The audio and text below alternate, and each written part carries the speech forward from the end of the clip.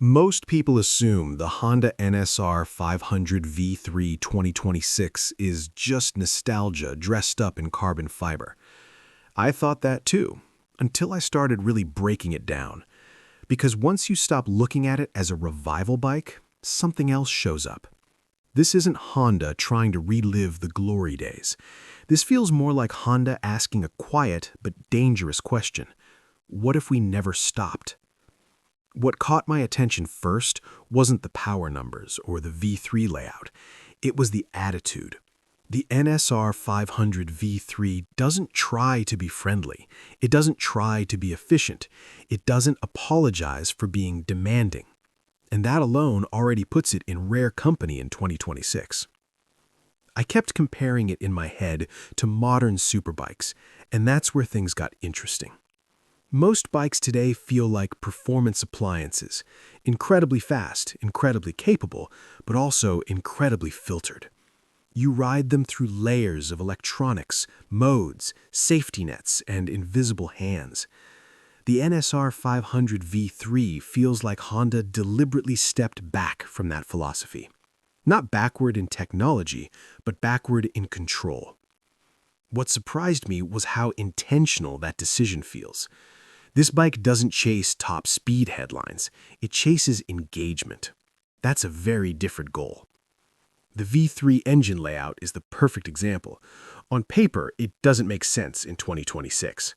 Inline 4s are smoother, V4s are proven, parallel twins are efficient and cheap. So why V3? Because V3 is weird. And weird changes how power arrives, how torque stacks, how the bike talks to you mid-corner. I noticed that the focus isn't peak horsepower, it's the shape of the power. The NSR 500 V3 doesn't scream for redline glory. It pulls, pauses, then pulls again, almost like it wants you involved in the decision-making. Most people miss this, but that power delivery changes how you ride. You don't just pin it and let traction control sort it out. You manage it. You feel it load the rear tire. You sense when the chassis settles. That's rare now. And yes, there are electronics. Honda isn't insane, but they're tuned like background characters, not the main cast. They step in late, not early. They guide, not dominate. Here's the misconception I keep hearing. This is just a collector bike. I don't buy that at all. Collector bikes don't make you sweat. They don't punish lazy inputs. They reward precision the way this one does.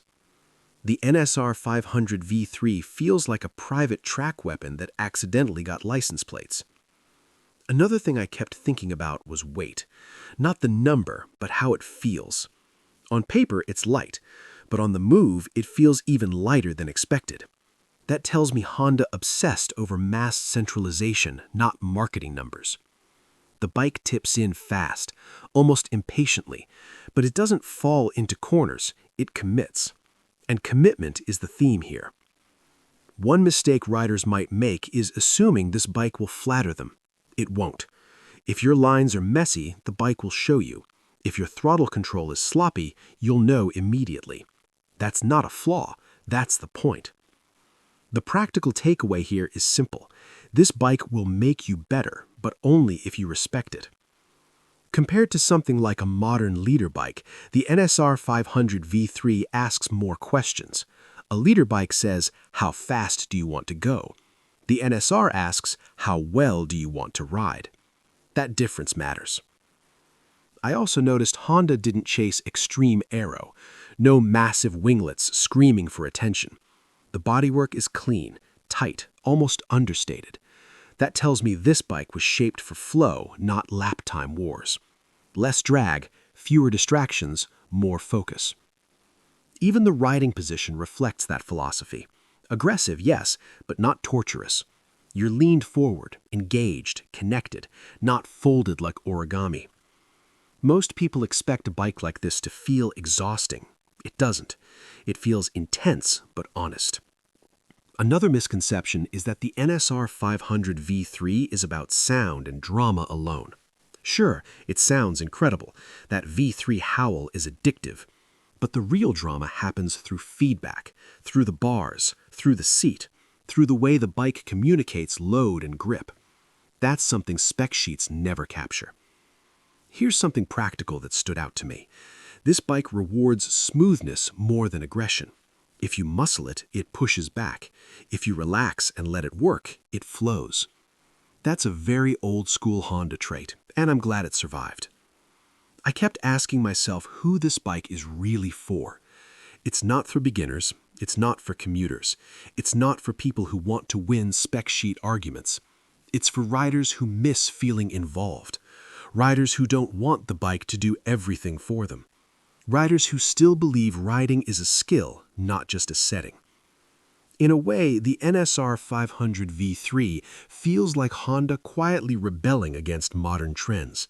No loud marketing, no overpromising, just a machine that expects something from you. And honestly, that's refreshing. If there's one thing I'd tell someone considering this bike, it's this. Don't buy it for the name. Buy it for the experience. Because the name will impress people in the parking lot, but the experience is what will stay with you long after the ride ends. The NSR500 V3 2026 doesn't feel like a future bike. It feels like a choice, a deliberate one. And I respect Honda for making it, even if it's not for everyone.